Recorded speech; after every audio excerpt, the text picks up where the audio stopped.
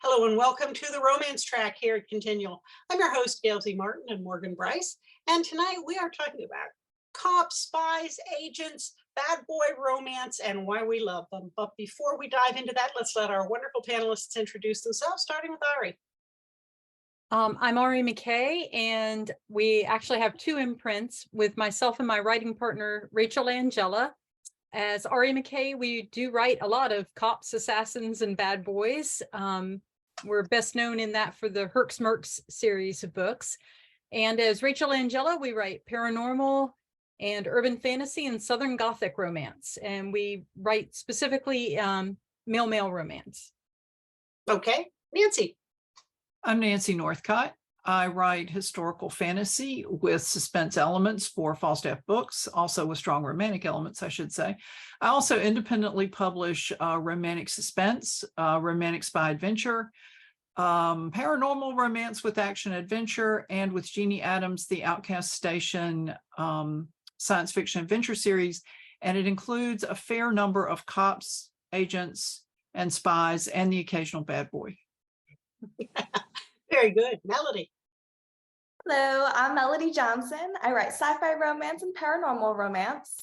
My sci-fi series, the two books in that series, the heroes are definitely bad boys, especially Ravenno, the hero in my most recent book, Sight Beyond the Sun. And in my paranormal series, the hero is Dominic Lysander. He's a vampire. And there is murder and mystery weaved through that series as well. All right. And I'm Gail Martin and Morgan Brice. As Gail, I write epic and urban fantasy, but as Morgan, I write urban fantasy, male-male paranormal romance. And I've got plenty of cops, secret agents, government agents, and other folks who definitely qualify as good bad boys. Which kind of brings me to the next question, which is tell us about your bad boys and what categories they fall into and what makes them so bad they're good. Ari?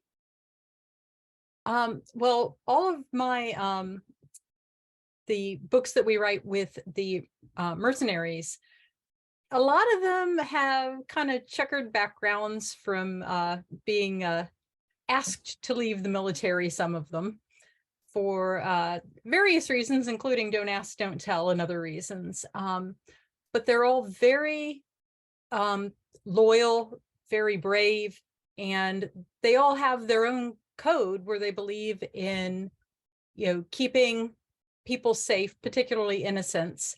And then in the first book in our Fortress series, which is A Prince Among Men over here, we have a whole different genre of people who work for an international, not loyal to any particular government spy agency, who step in whenever they have situations where countries don't want to get involved, but they need to come in and rescue people who've been kidnapped.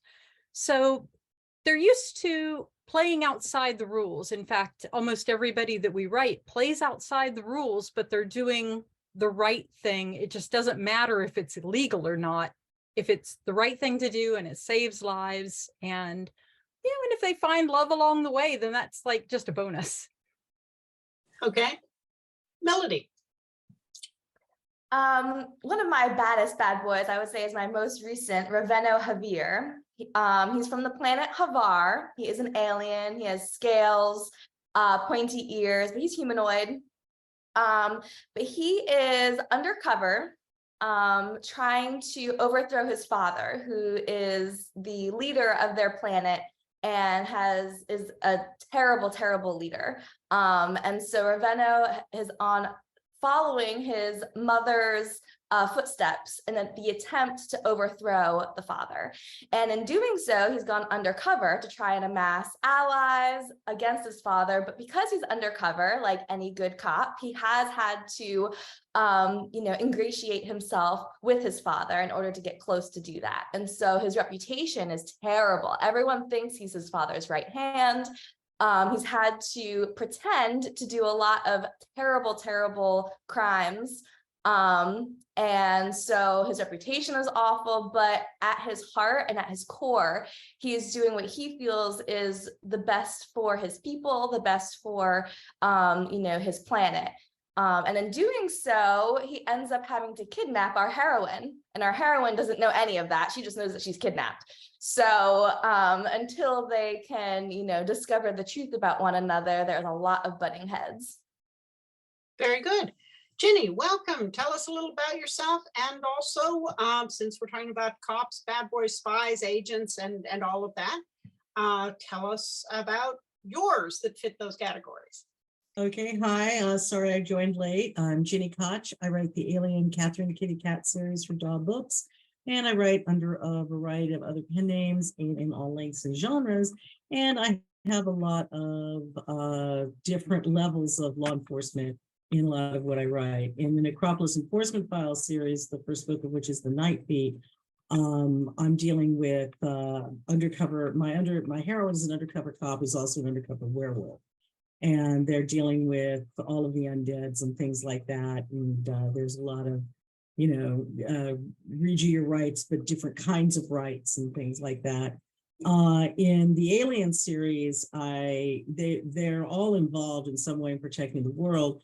But coming in and that comes in book 9 of the series is Benjamin Seiler, who is an assassin. And he is definitely one of those bad boy assassins, but he is a good guy at heart. And we have other assassins that he works with that we have met actually earlier in book 5.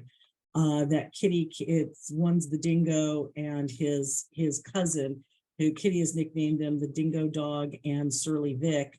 And but they become, all 3 of these assassins become like family to Kitty because she just has that kind of skill. But Seiler is definitely, he is a fan favorite, and he's the pushiest character I ever wrote. So he wasn't even supposed to have a name, let alone be important. But as it turns out, he is the first alien human hybrid, and his parents did horrible things to him, so he doesn't age naturally. And he is very, very good at what he does. He has an ability to blend, which means he kind of can go chameleon, and you can't see him, which is a wonderful skill for an assassin.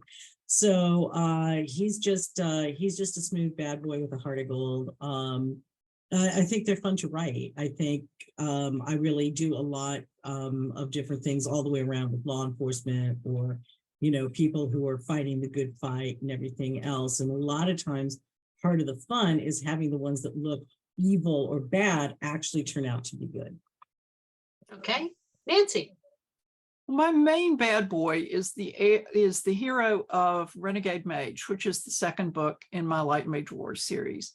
Griff used to be the chief law enforcement officer for the Southeastern Mages. And he couldn't understand why they kept walking into ambushes. They'd go to raid ghoul nests, and the ghouls were ready for them, and they were outnumbered, and how could that be? And so the backstory to the series is that he learned that one of the members of the Mage Council was actually feeding information to the ghouls. And when he went to confront the guy, things did not go well. Griff blew the guy away and had to run for his life.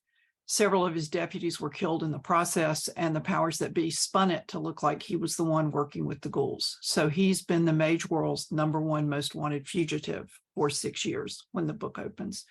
And he and a number of his friends are working together, taking out ghoul nests that pose a threat to normal or mundane humans like us and to other mages. And so at the beginning of the book, he encounters the current sheriff or sheriff of the Southeastern Mages in ways neither one of them would have expected. And it ends up becoming kind of enemies to lovers, love on the run story. And it's Griff's quest for vindication and justice for his dead Reeves.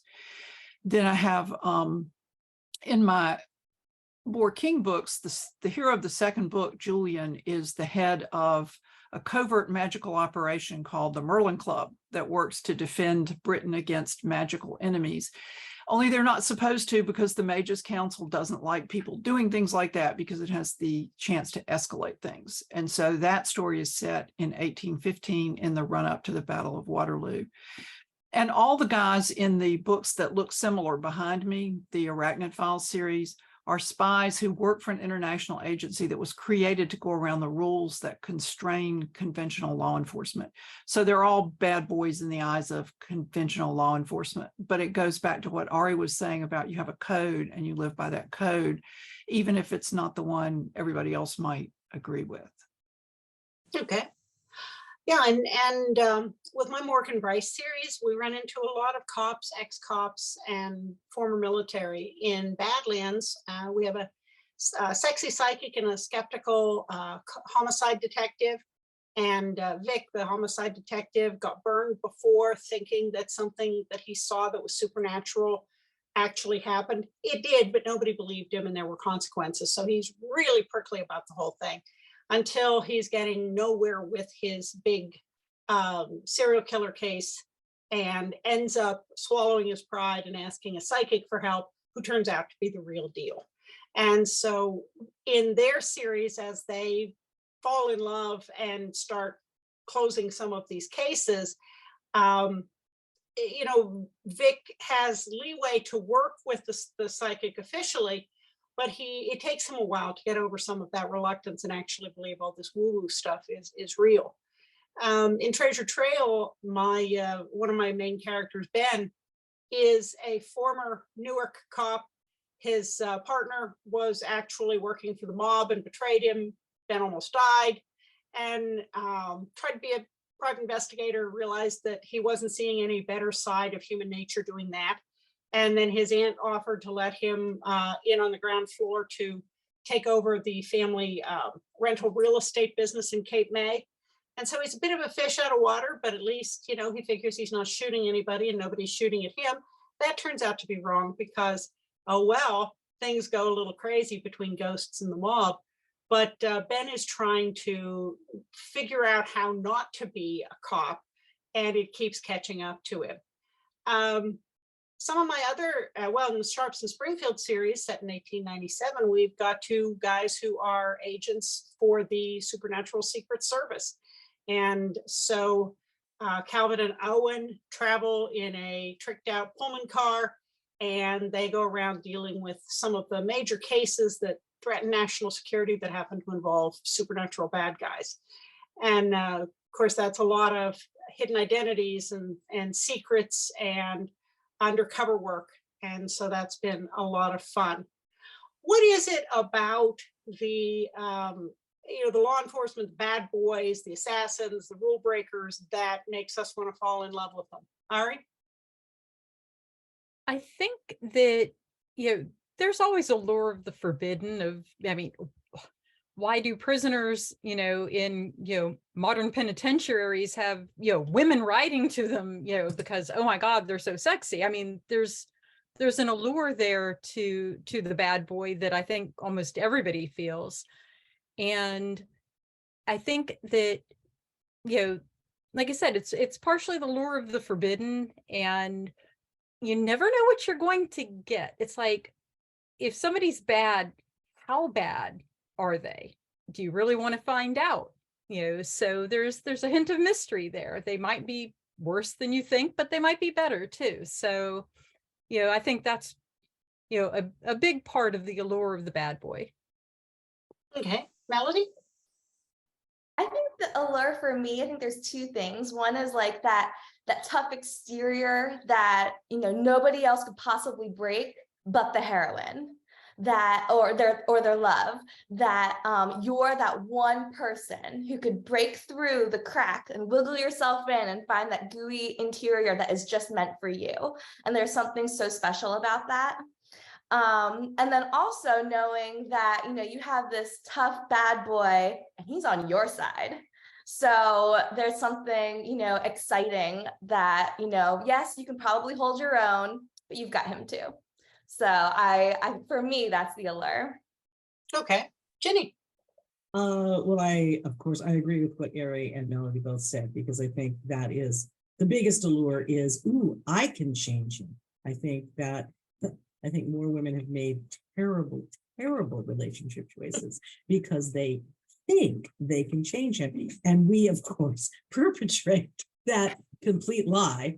And it's a complete lie in reality, but we love it, so we perpetrate it because it's fun. But really, ladies, if he's nasty, he's nasty. Move on to the nice guy. But they're fun. You get to break them down. You get to see them. They are protective of what they want to protect. They're very, very capable. And I think that's one of the things. In real life, I dated a sheriff for a period of time. And while, running the other way, ultimately, you never feel safer than somebody who knows what they're doing with things like that. I was not, thankfully, in any position to go, oh my God, the bullets be flying. But I felt it's a very safe feeling. You can have that feeling in real life with someone who doesn't do all these things. But I think it's a lovely, fun fantasy. We enjoy that. And it does mean, especially if you've got a tougher heroine, that she doesn't have to out tough him necessarily. But she can, and that's even more of a win if you can do that. But they can both be vulnerable to each other, where you can't necessarily, if you're always the strong one, it's harder to be vulnerable. If you're both strong, you can have a give and take. But I mean, I think every iteration of this, just it's fun fantasies, and they are hugely pop. I mean, who doesn't want to be with the person who could, I can kill you with the flick of my pinky. I'm not gonna, but I could, right? I mean, it's fun. Okay, Nancy. I agree with what everybody has said. I'd also like to add that there's a certain attraction to a person who's going to do what he believes is right for purposes most of us would consider to be good aims or goals, even if it requires breaking the rules. And as a consummate rule follower my entire life, I find that really attractive. And then there's also not only like Melody was saying, the only person who can get through the shell, but frequently the only person who can heal him. One of my favorite undercover operative series is Cindy Gerard's Black Ops Inc. And the guys are undercover operatives, and they're all really badly emotionally scarred. And romance, a friend of mine once said, is the ultimate genre of healing, because ultimately it's about healing everybody's wounds and everybody's baggage. And I think with the tough guy with that shell, it's not only that you can reach them, but you can heal them. Oh, yeah. I mean, yes to what everybody has said. I think that, yeah, we're definitely not giving real life dating advice. This is fantasy. And, as long as everybody remembers that, we'll all be okay. But there is such an attraction to the misunderstood hero, to the hero whose name has been unfairly blackened and who must, save his reputation in order to save the world, to the bank robber with a heart of gold. Yes, he holds up trains. Yes, he robs banks, but he gives the money to the Orphans Association, and he feeds the hungry, and he dotes on his one true love. I mean, or the big bad werewolf who just, is uber protective of his mate, who can probably swat him on the nose with a paw and tell him bad dog, and he'll listen. So, I think all of those are fantasies that we are playing into with the bad boy romance. And it's just, they're all very gratifying variations around the theme. And from, the way readers like the tropes, we're not the only ones who are lapping this stuff up. Now, we've talked about doing things that appear to be bad for a good cause, breaking the rules for a good reason, maybe getting blamed for things that weren't done in order to maintain a cover or to stay undercover. How do you balance that as you're writing these bad boys so that the bad boys are bad enough, but they remain sympathetic and they don't tip over into that category. Ari? Well, I don't think that I've got anybody who had to maintain a cover quite like that. In A Prince Among Men, Bash, who is the agent who is there to rescue Sean from being held captive by his grandfather, he does, the very first chapter of the book, he kills 11 men to, he gets ambushed, and, he, is just in charge of that operation. And it's like, well, I have to do this to do my operation. And so I think as long as you keep it to where there's no, what myself and my writing partner have discussed this before, where there's no violation of innocence, where, the people who are being killed, or the deeds that are being done in, the name of something being, correct or right, or the ultimate, ultimately the right thing to do. But you're never going to kill a child. You're never going to sexually assault anybody. You're never going to have the bad boy do something that crosses that moral line where, where it just would be something that you couldn't come back from. And that, strangely enough, that line changes over time. If we all remember the kind of 1970s take on romance, that's when I grew up, reading this kind of stuff. And, the non-consent was, a big part of what was being written back then. And that wasn't seen as crossing a line. But these days, that crosses a line that readers just don't want to cross anymore, or most readers don't want to cross. And especially if you're writing in the mainstream, you don't cross that line. So I think that you just have to pay attention to what the social cues are of the time that you're writing. Maybe you get away in, historical with a little bit, more of something that these days would be just seen as being absolutely beyond the pale. But yeah, I think that you just have to watch the social cues. You have to pay attention to what other writers are writing. You have to, pay attention to what is really considered socially acceptable at the time you're writing the book. Okay. Melody. I struggled with this one a lot for Ravenna in Sight Beyond the Sun, because I wanted him to have the reputation of being atrocious, that his people have almost like abandoned him. But in order to have that, I felt like I needed to clue in the reader. And for me, I think that was maybe his saving grace. The reader knew the truth. The heroine did not.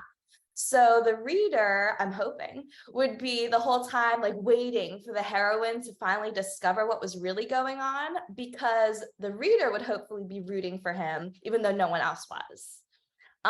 One of the things I did in the very beginning was Ravenna killed one of the captives to make sure, one of them, so that the rest of them would stay in line. From the beginning, I had him, like my first round when I was making all my mistakes, I actually had Ravenna kill him for real. And then later realized, as I was writing the book, thinking he's undercover, how he would figure out a way to do it, like to fake kill him in the eyes of everyone else.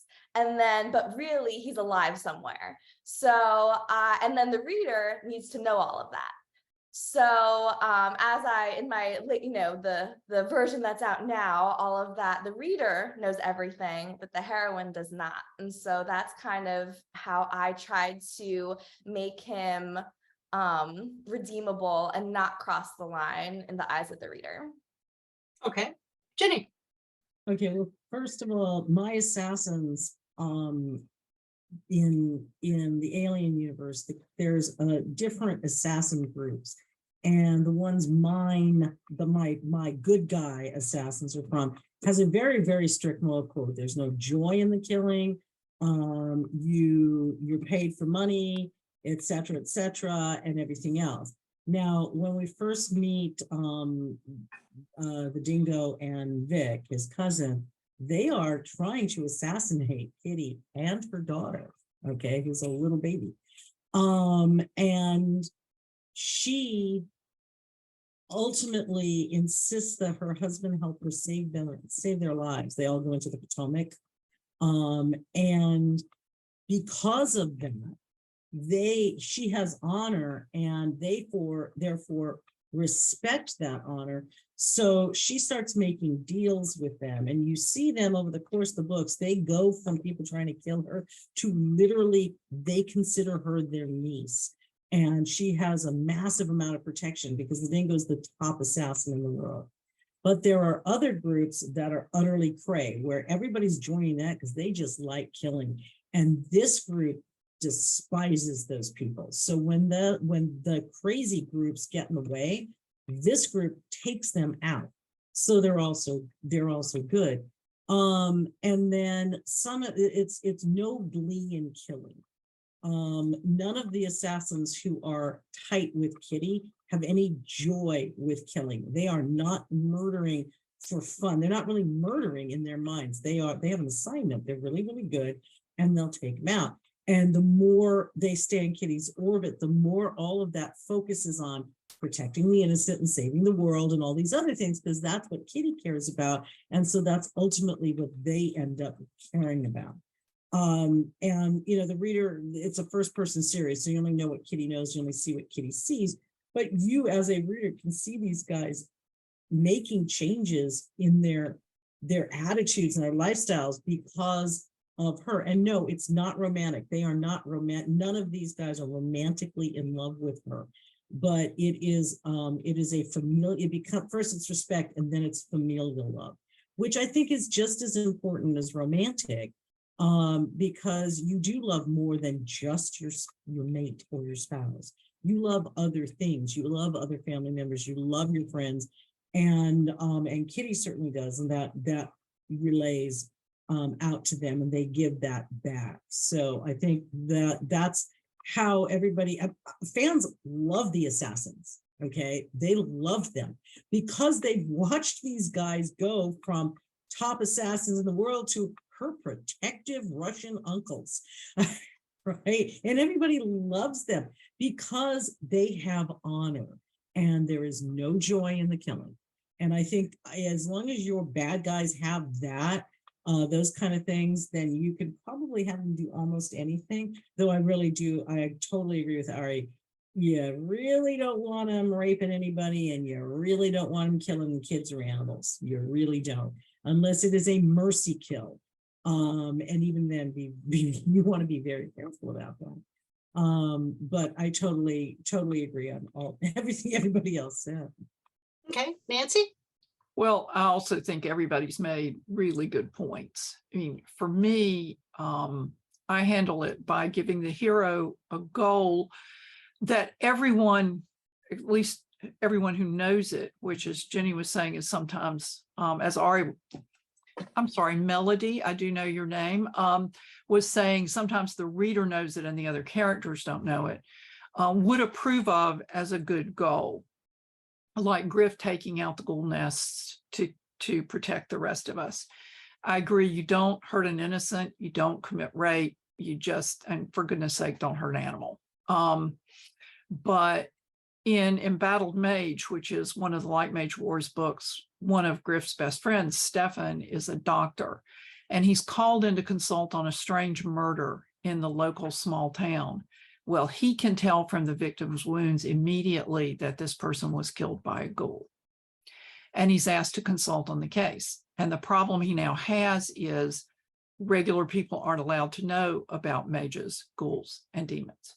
So through the whole book, he's lying to law enforcement, partly to protect the mage world, and in partly because they can't go up against these people. They will die if they try it. So he's trying to walk the line of protecting them, saying just enough to kind of inform them, but not give away what he's pledged to do.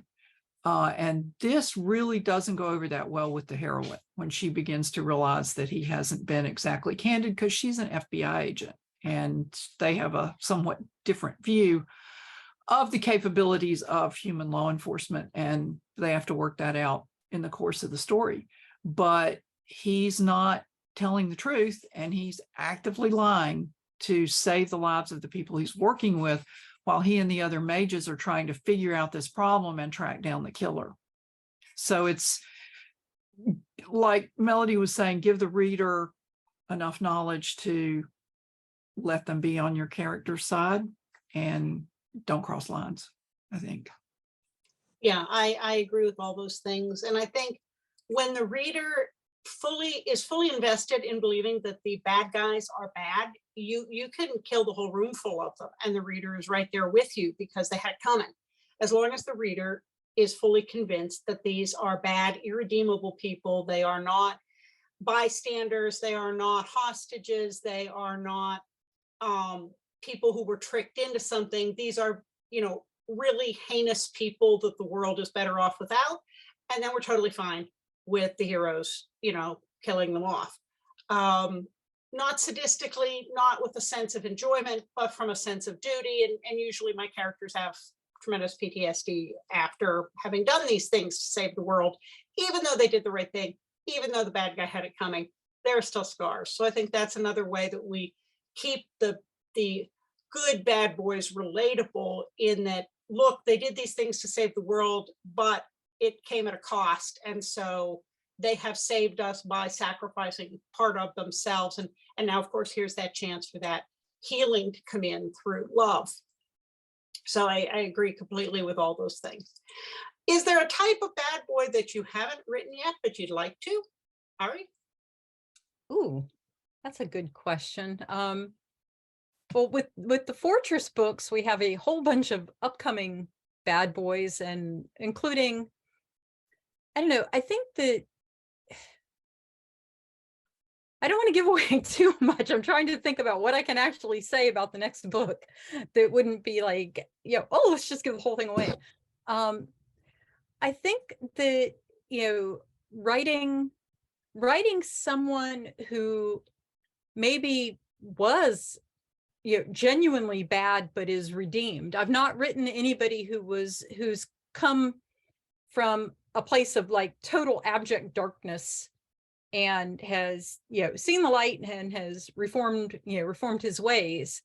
That's, probably one of the ones that I think would probably be the most difficult to transition, because of course, if the person really did do something that bad, do you want them redeemed? And would they be able in their own mind, if they suddenly realized, gee, I was this really terrible, horrible person? I mean, part of that goes in like, if you think of like the Bourne stuff, where Jason Bourne didn't know what he was doing when he was, undercover and everything, and then finding out that he had done all these horrible things was very hard for him. So I think you might have to have a little twist like that, where it's like maybe they weren't totally in control, because I'm not quite sure, but it might be an interesting thing to try writing. It'd be very hard.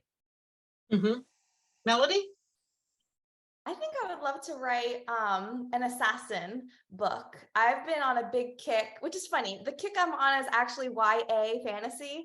And it seems like a lot of YA fantasy has female assassins, like Throne of Glass and To Kill a Kingdom. And I am all for it. So I don't know. We'll see. It might be YA fantasy with some either, the hero or the heroine, maybe both, being assassins. All right, Gini? I don't know that I have anything that I haven't done, because pen names let me do whatever I want, really. And I've actually taken a character, again, not a romantic character, who's killed an entire solar system filled with billions of life and made out in death, because Kitty had to kill him, sorry, things like that, but in death, he has become, he's seen what he's done, and he's trying to help her, in her dreams and stuff. fix all his mistakes. So I mean, I think it's doable. I don't think anybody wants to do it with Mephistopheles, but I think you can do it with somebody like that as long as you're seeing them, you know, when they're at the remorseful side. It's a lot easier to feel for them than when they're not. You know, you don't like Darth Vader in the first two movies, but you know, by golly, when he says he's sorry to Luke, then it's okay, right? But I don't really, I think I've done all of them in one way, shape, or form. So I just like doing them over and over again in different ways. So honestly, I've been thinking since you asked the question, I'm like, I got nothing other than I think I've done them, but it's fun to keep doing them. Okay, Nancy. I've never written a character who is still lost in the darkness and just beginning to see his way to the light, to recover his moral compass, who has lost his moral compass and has recovered it. I was struck when Gini said has killed a whole solar system because Marvel publishes Galactus and nothing bad ever seems to happen to Galactus for killing whole star systems. The most boring of villains ever created. Yeah. Yeah, but the Silver Surfer is interesting. Yeah, I love the Silver Surfer, but Galactus, oh please. Yeah. Yeah. But I've also been sitting here and being really glad I was late in the order because I had nothing when you first asked the question. And I think the character who comes to mind is Hawkeye at the beginning of Endgame, because Thanos did his snap, Hawkeye lost his family, and he's just going around killing everybody. Not good people, only bad people, but he's pretty much mindlessly slaughtering anybody who comes across his path. And at one point, I think he says to Natasha, "Don't offer me hope." And then at one of the most moving scenes in any movie, when they're fighting to see who's going to go over the cliff, and if that's a spoiler, I'm sorry, but the movie's been out for years, to decide who's going to go over the cliff to get the jewel to save the galaxy, he feels he should be the one because of everything that he did. And you get the feeling with Hawkeye that if the chance to fix things had not come along, Hawkeye would still be killing every bad guy who comes across his horizon. And I think it would be really interesting to write a character like that without the obvious carrot of you can have your family back and have him find the way to the light. And at the same time, I think it would be really, really difficult. Okay. I've written Assassins, but not in a romance. Now that series will be getting some Morgan Brice tie-ins, but they won't be Assassins. So it'll be interesting to see how that goes. I have not written mobsters. And, you know, one of my favorite movies growing up was the first Godfather movie with Michael Corleone, who was the youngest son of the capo who didn't want to be in the family business. And I keep getting out and they keep dragging me back in. And of course, you know, ends up taking over when everybody else is killed. But I like that concept of the younger son in the mafia family who wants out and has to find a way out and is actually able to do it, even though they're never going to be rid of their past. And there are always going to be people trying to get them for it because of who their family is. I think that would be really interesting. Well, folks, we have blown through our time. So we have one more quick round, and that is to tell everybody where they can find you online. And if you have a new, recent, or upcoming book, tell us about that too. Ari? You can find me at www.arimckay.com, and that's where also all the Rachel Angela books are. I am also constantly on Facebook, way too much, and it's probably unhealthy, but I'm there, so you can come and find me and message me. And as far as upcoming releases, we have an Ari McKay book is coming out in the beginning of October. That is part of the Road to Rocktoberfest series, and that is called Changing Key. And the next Rachel Angela book will be part of the Carnival of Mysteries, which will be upcoming, and there will be a Morgan Brice book in the Carnival of Mysteries. And that book is called Gods and Monsters. So that's going to be a very interesting book coming up. And other than that, I'll be at GRL And yeah, come and find me and say hi. Okay. Melody. You can find me online at authormelodyjohnson.com. I have my social media, Facebook, Instagram, TikTok. I'm most active on Facebook. My newest upcoming is going to be my anthology with First Coast romance writers. It releases this July, and it's Romancing the Tropics. In my story, there is witches and kind of like a reality contest TV show, like kind of like Love Island type of thing. And then I will also be at Space Coast this summer in June. Very good. Gini. Gini. Oop. Oh, she might be frozen. Nancy, we'll come back for Gini. Okay. My latest release is The King's Champion. It's the third book in the Boar King's Honor historical fantasy series, and it's set in the summer of 1940. It opens with the Dunkirk evacuation and ends right about the time that the Blitz started. It's the Merlin Club and the British Wizards are taking their covert actions to kind of help with things along the way. But I'm really happy to see it done because that's a favorite period of mine, and I really enjoyed diving into the book. People can find information on my website, nancynorthcott.com. On social media, I'm probably most active on Twitter, where I'm at Nancy Northcott. And my next in-person appearance will be Con Carolinas. Very good. Back to you, Gini. Yeah, well, if my unstable computer allows. You can find me at jennykoch.com. I'm on Facebook like Ari way too much. I'm on Twitter and Pinterest, supposedly on Instagram, but still not really yet. And my next release coming up will be an anthology, Dragon-esque, where I'm in with my co-writer B.B. Bayless. On our story is a King Arthur dragon in Space Station 23's court. And I'm going to be at Liberty Con in June in Chattanooga, San Diego Comic Con in July, Gen Con in Indianapolis in August, Dragon Con in September, and which is in Atlanta, and World Fantasy Con in Kansas City in October, because I don't like to be at home apparently. And you can find me at gailcmartin.com, morganbrice.com, spelled them right, and you'll find me on all the social media platforms because I'm on pretty much all the main ones.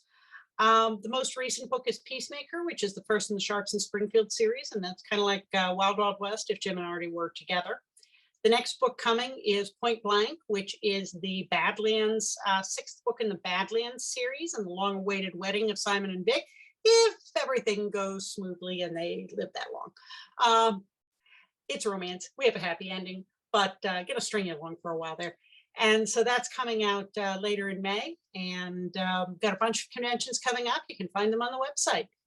But most of the time, you can find me here on Continual. So thank you all so much for being fantastic panelists. And thanks to all of you for watching and listening. There will be more romance coming up here on Continual. So we'll see you online.